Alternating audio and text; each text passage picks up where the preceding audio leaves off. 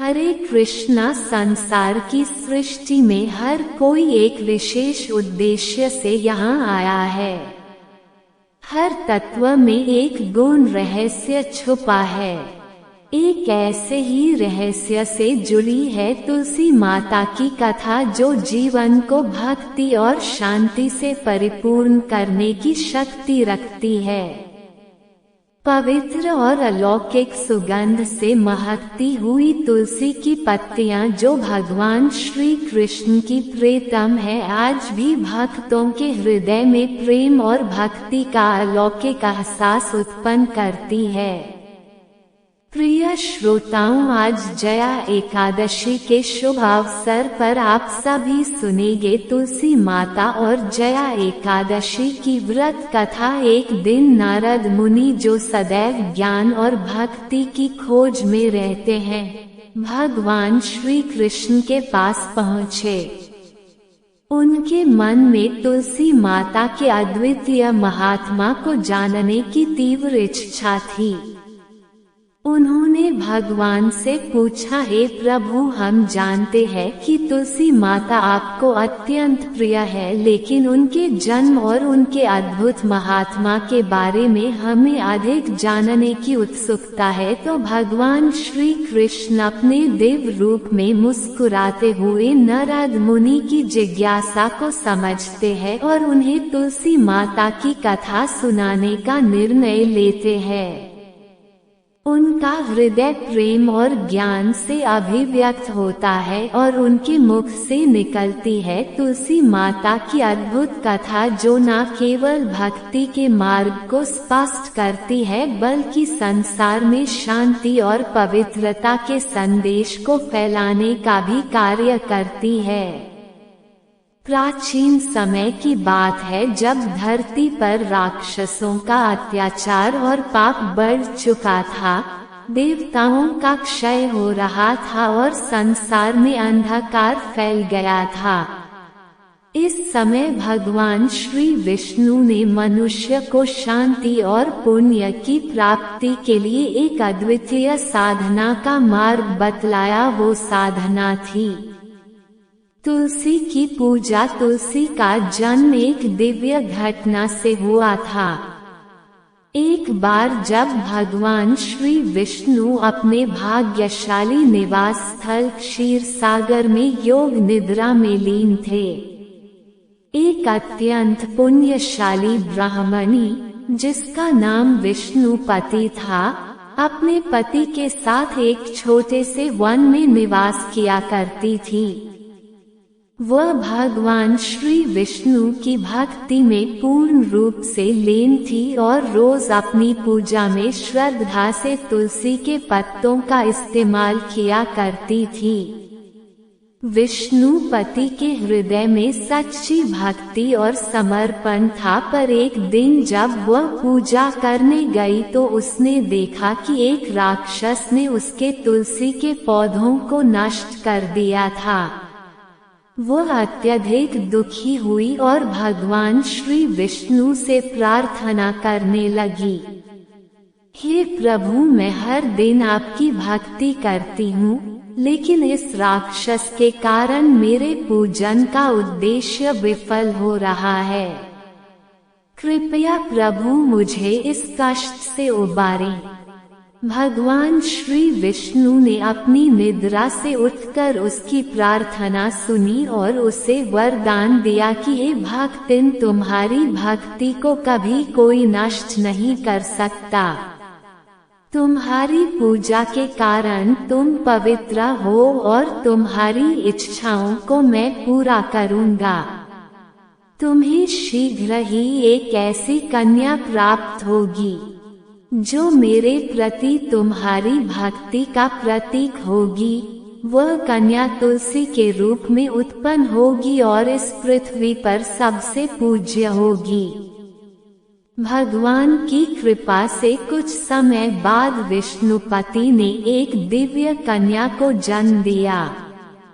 वह कन्या इतनी सुंदर और तेजस्वी थी कि उसकी आभा से चारों ओर प्रकाश फैल गया। भगवान श्री विष्णु ने उसे अपनी कृपा से तुलसी नाम दिया, क्योंकि वह तुलसी के पौधे की तरह शुद्ध, पवित्र और समर्पित थी। तुलसी के रूप में भगवान की भक्ति विहीन शक्ति धरती पर अवतरित हुई। जैसे तुलसी का पौधा भगवान श्री विष्णु को प्रिय था, वैसे ही तुलसी माता की पूजा हर स्थान पर भक्तों के लिए शुभ और फलदायी मानी जाने लगी। भगवान ने ये घोषणा की कि जो भी व्यक्ति तुलसी माता की पूजा करेगा वह दोषमुक्त और पुण्यशाली होगा। यहाँ से ही तुलसी माता की महिमा और महत्व को सभी ने जाना। आज भी तुलसी माता का पूजन हर घर में भगवान श्री विष्णु के साथ साथ उनके आशीर्वाद को प्राप्त करने का सबसे प्रभावशाली तरीका माना जाता है। उनकी पूजा से जीवन में शांति, समृद्धि और दिव्य आशीर्वाद का वास होता है। एक बार किसी छोटे से गांव में एक बूढ़ी महिला जिनका नाम था कल्याणी, जो पूरी निष्ठा और श्रद्धा से भगवान श्री विष्णु की पूजा किया करती थी। वह अत्यंत साधारण और विनम्र थी, पर उसकी भक्ति में अपार शक्ति थी। वो हर सुबह सूर्योदय से पहले उठकर अपने छोटे से आंगन में तुलसी जी के पौधे की पूजा करती। तुलसी माता के प्रति उसकी गहरी श्रद्धा थी, क्योंकि वह ये मानती थी कि तुलसी माता की कृपा से ही उसके जीवन की कठिनाइयों का समाधान होता है। कल्याणी का जीवन बहुत साधारण था, लेकिन एक बात थी जो उसे विशेष बनाती थी कि उसने अपनी पूरी जिंदगी एकादशी का व्रत निष्ठा से रखा था। हर एकादशी को वह उपवासी रहती, पूरी तरह से समर्पित होकर भगवान श्री विष्णु का ध्यान करती। वह जानती थी कि एकादशी का व्रत भगवान को प्रसन्न करने का सबसे प्रभावशाली तरीका है, और उसकी भक्ति में तुलसी माता की भी विशेष भूमिका थी। लेकिन एक दिन जब एकादशी का व्रत आया, कल्याणी का मन किसी कारणवश विचलित हो गया। वह बिना ध्यान दिए अपने घर के आंगन में कुछ काम कर रही थी। अचानक उसने अन्न के कुछ दाने अपने मुंह में डाल लिए और ठीक उसी समय एक चूहे ने तुलसी के पौधे के पास रखे पानी के पात्र को गिरा दिया, जिससे तुलसी के पौधे में जल समर्पित हो गया।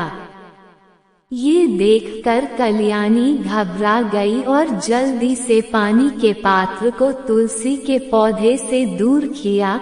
लेकिन उसी समय, क्योंकि एकादशी का दिन खत्म हो गया था और उसने गलती से व्रत तोड़ा था, कल्याणी को घबराहट होने लगी।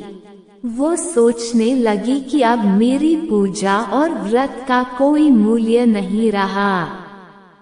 क्या मुझे पाप लगेगा? और वह भगवान श्री विष्णु और तुलसी माता से क्षमा की प्रार्थना करने लगी। एक अजीब सा भय उसके मन में समा गया, जो कि उसने जान लिया था कि यदि एकादशी का व्रत टूट जाता तो उसके समस्त पुण्य का नुकसान हो सकता था। लेकिन तभी एक अद्भुत घटना घटी। एक तेज रोशनी से उसका आंगन चमक उठा और सामने प्रकट हुए स्वयं भगवान श्री विष्णु और उनके साथ ही स्वयं तुलसी माता भी। भगवान श्री विष्णु ने उसकी चिंता दूर करते हुए कहा, कल्याणी, तुम्हारे मन की श्रद्धा और भक्ति में कभी कोई कमी नहीं आई। तुम्हारे हृदय में सच्चे प्रेम और समर्पण का भाव है, इसलिए तुम्हारे व्रत का कोई नुकसान नहीं होगा। तुलसी माता ने भी हंसते हुए कल्याणी से कहा कि तुमने जिस तरह से मुझे पूजा, उसी तरह से भगवान श्री विष्णु की भक्ति तुम्हारे जीवन का एक अटूट हिस्सा है। एक साधारण गलती से तुम्हें कोई पाप नहीं लगेगा, क्योंकि तुम्हारा मन शुद्ध और निष्ठावान है। तब भगवान ने उसके सामने एक विशेष अवसर रखा। उन्होंने कहा कि तुम्हें इस घटना से एक शिक्षा प्राप्त होनी चाहिए।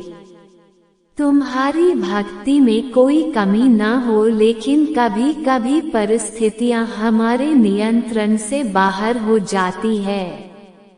मैं चाहता हूँ कि अब तुम और अधिक समर्पण के साथ मुझे नमन करो, ताकि तुम्हारा जीवन सच्चे भक्तों जैसा हो जाए। उस दिन के बाद से कल्याण की भक्ति में एक नया जोश और उत्साह था। उसने तुलसी के पौधे के पास एक छोटा सा मंदिर भी बना दिया, जहां वह हर दिन सुबह और शाम पूजा किया करती, दीप जलाया करती। एक दिन उसने देखा कि जब तुलसी के पौधे के पास वह जल अर्पित कर रही थी, वह पौधा अपने आप और अधिक हरा भरा हो जाता था। ऐसा लगता था मानो तुलसी माता स्वयं उसकी पूजा को स्वीकार कर रही हूँ। इसके कुछ दिनों के बाद कल्याणी के घर के पास एक विचित्र घटना घटी। रात के समय एक तेज तूफान आया, जिससे गांव के कई घरों की छतें उड़ गई। लेकिन कल्याणी के घर की छत जैसे किसी अदृश्य शक्ति ने संभाल रखी थी। तूफान के बावजूद उसकी छत पर एक भी कड़ी नहीं टूटी। ये देखकर गांव वाले आश्चर्यचकित हो गए और उन्होंने कल्याणी से पूछा, क्या तुमने कोई विशेष पूजा की है, जो तुम्हारे घर का कोई नुकसान नहीं हुआ? तब कल्याणी ने मुस्कुराते हुए कहा, मैंने तो केवल अपने जीवन में भगवान श्री विष्णु और तुलसी माता की पूजा की है। उनके आशीर्वाद से ही आज सब कुछ सुरक्षित है। अब तो गांव वाले पूरी श्रद्धा से कल्याणी के घर आने लगे और वो उन्हें तुलसी माता की पूजा और एकादशी व्रत के महत्व के बारे में बताने लगी। धीरे धीरे कल्याणी का घर एक धार्मिक केंद्र बन गया और लोग वहां जाकर सुख, शांति और समृद्धि की कामना करने लगे। फिर कल्याणी के कहने से सभी गांव के लोग एकादशी का व्रत और तुलसी माता की पूजा करने लगे। इस प्रकार भगवान श्री विष्णु और तुलसी माता की अकल्पनीय कृपा से कल्याणी का जीवन बदल गया। उसे किसी प्रकार का पाप नहीं लगा और उसका व्रत भी उसी पवित्रता के साथ मान्यता को प्राप्त हुआ। तुलसी माता ने ये सिद्ध कर दिया कि सच्ची श्रद्धा और भक्ति में कोई दोष नहीं होता और जो सच्ची भक्ति से सच्चे मन से पूजा करता है, उसे भगवान कभी ना कभी अपनी कृपा से आशीर्वाद अवश्य देते हैं। ये कथा हमें सिखाती है कि भक्ति और समर्पण से बड़ी कोई शक्ति नहीं होती। कभी कभी जब हम अपने कर्मों में भूल कर जाते हैं, तभी भगवान की कृपा से वो भूल हमें किसी नुकसान का कारण नहीं बनने देती। ये थी तुलसी माता की कथा। सभी मिलकर प्रेम से बोलिए तुलसी माता की जय, श्री विष्णु भगवान की जय। भविष्योत्तर पुराण में भगवान श्री कृष्ण और महाराज युधिष्ठिर के संवाद में इस एकादशी का वर्णन आता है। एक बार युधिष्ठिर महाराज ने हाथ जोड़कर पूछा, हे जनार्दन, माघ मास के शुक्ल पक्ष की एकादशी का क्या नाम है? ये व्रत कैसे करें? किस देवता की पूजा करनी चाहिए? तब भगवान श्री कृष्ण ने उत्तर दिया, राजन सुनो, माघ मास के शुक्ल पक्ष की एकादशी को जया एकादशी कहते हैं। सब पापों का हरण करके मोक्ष देने वाली ये उत्तम तिथि है। जो कोई भी इस व्रत का पालन करेगा उसे पिशाच योनि प्राप्त नहीं होगी। इसलिए प्रयत्न पूर्वक इस जया एकादशी का पालन करना चाहिए।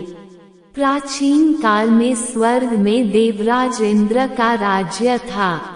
देवगण अप्सराओं के साथ पारिजात वृक्ष से शोभित नंदनवन में विहार कर रहे थे। 50 करोड़ गंधर्वों के नायक देवराज इंद्र ने अपनी इच्छा से वन में विहार करते हुए नृत्य का आयोजन किया था।